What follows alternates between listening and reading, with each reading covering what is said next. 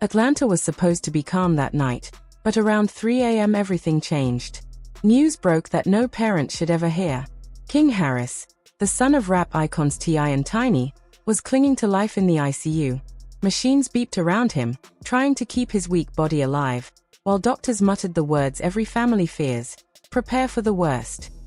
The Harris family's nightmare had begun, and the hip-hop world stopped cold under the harsh lights of Grady Memorial Hospital.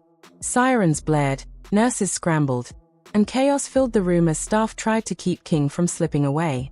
This wasn't just a health scare, it felt like a real-life horror movie. Each rumor, leak, and shocking update hit the internet like an explosion, making the pain even heavier.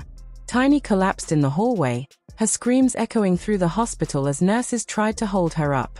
A bystander filmed the heartbreaking moment, and within minutes, the video went viral, leaving millions of fans crying behind their screens. Hashtags like #PrayForKing and #JusticeForKing Harris climbed to the top of the worldwide trends. Then the story took a darker turn. A leaked medical report hinted that King's injuries didn't come from a random fight in jail. Insiders whispered that his body showed marks of deliberate torture, cuts and bruises too precise, too cruel to be from fists alone. This wasn't just violence. It was a warning. Someone wanted King broken, maybe even gone forever. Soon after, an audio clip surfaced online. Through static, a prison guard's voice could be heard. The order came from above. We just cleared the way. That one line turned social media upside down. Who gave the order? Who wanted King silenced badly enough to stage an execution? Bloggers, fans, and conspiracy hunters pointed fingers at rival gangs, old industry enemies, even powerful figures buried deep inside politics and the prison system. Some whispers claimed this wasn't about King at all, but about crushing the entire Harris family. And just when it seemed things couldn't get worse, another bombshell dropped. An alleged ICU CCTV video began circulating online. It appeared to show masked men sneaking into King's hospital room in the middle of the night and tampering with his life support equipment. If the footage was real, it meant King wasn't even safe inside a hospital full of doctors. Darker forces were moving against him. The attempt to erase him was only the beginning. Then the story spiraled into something even darker. Rumors leaked that King's blood work revealed traces of foreign toxins, substances that had nothing to do with the beating he suffered in jail and nothing close to what doctors had prescribed. The thought spread like wildfire. Someone was poisoning him inside the very hospital meant to save him. Hacker groups jumped into the chaos, claiming to have stolen medical files with one terrifying message: they are not treating King. They are finishing him. Fans across the globe erupted in outrage. The idea that this was just a random fight gone wrong vanished instantly. To many, it was now clear, King was the target of a calculated attack backed by serious power. Outside, protests boiled over. Demonstrators clashed with riot police who had surrounded the hospital.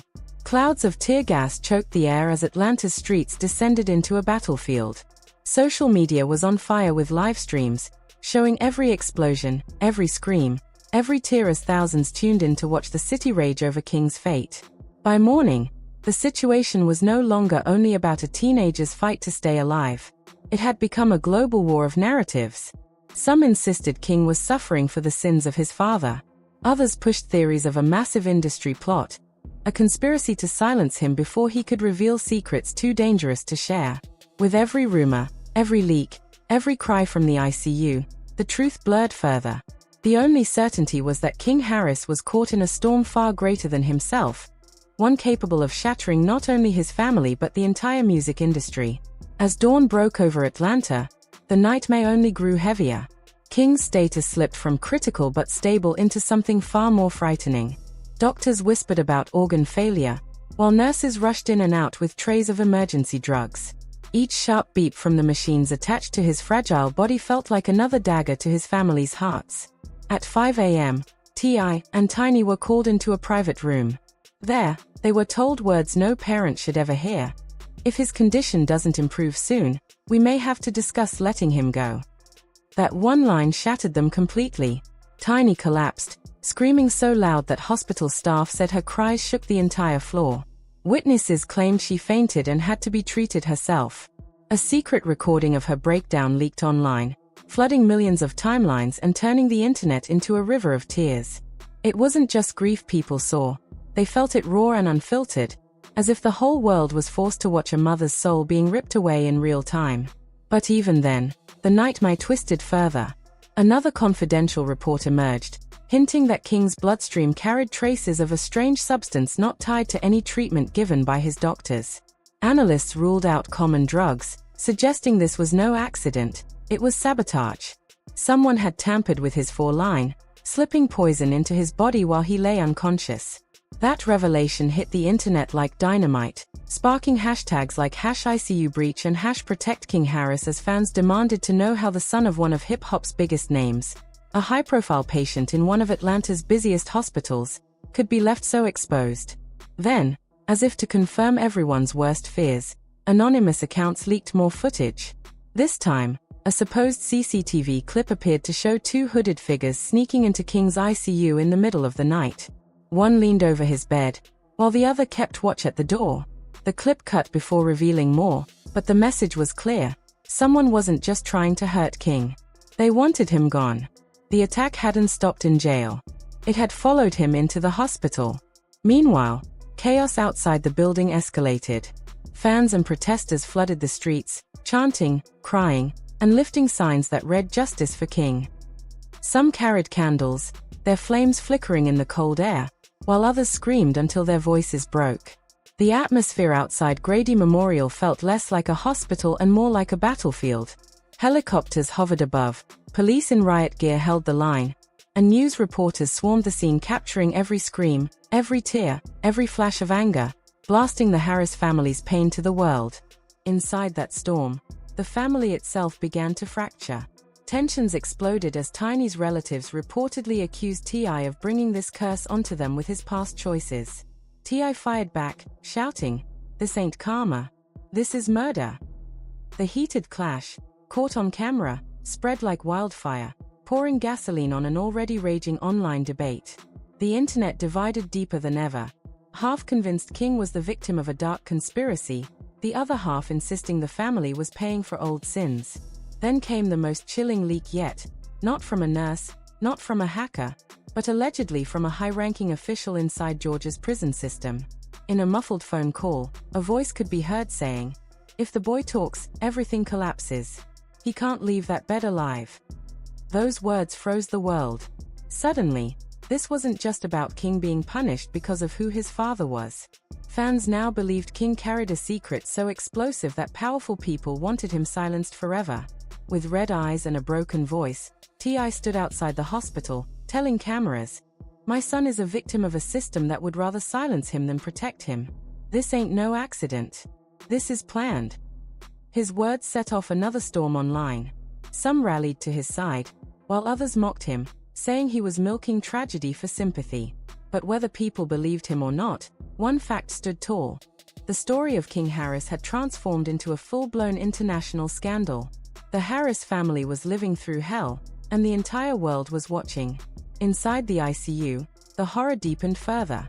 A whistleblower nurse risked everything to reveal that King's ventilator had mysteriously shut down for several seconds during the night before alarms blared.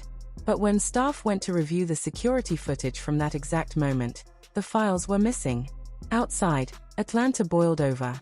Fans, family, and protesters gathered in the streets, holding candles in the cold air and chanting "Protect King." Some prayed with trembling hands, others screamed for justice. The city buzzed with grief and rage unlike anything seen in years. Inside the hospital, T.I. himself looked shattered, no longer a confident star but a desperate father pacing the halls. His hands shook as his voice cracked before cameras. "My son is being targeted like he's some kind of enemy. He's just a kid. Please, someone stop this madness." His plea went viral instantly. Some offered support, while others coldly called it karma for T.I.'s past, splitting the internet down the middle. Then came the clip nobody was ready for. An anonymous source released footage allegedly showing two hooded figures slipping into King's ICU room at 2:47 a.m. One crouched near his bed while the other stood guard at the door. The video cut off before showing more, but its implications were chilling. Nurses whispered about outside interference, saying even the hospital walls couldn't guarantee King's safety. A whistleblower nurse claimed that King's ventilator mysteriously shut off for several seconds earlier that night. Alarms blared, and then the footage of that moment disappeared from hospital records. Was it an accident or a cover-up? No one knew, but social media exploded with accusations that powerful players were erasing evidence and trying to silence King for good. Meanwhile, the Harris family's heartbreak spilled into public view.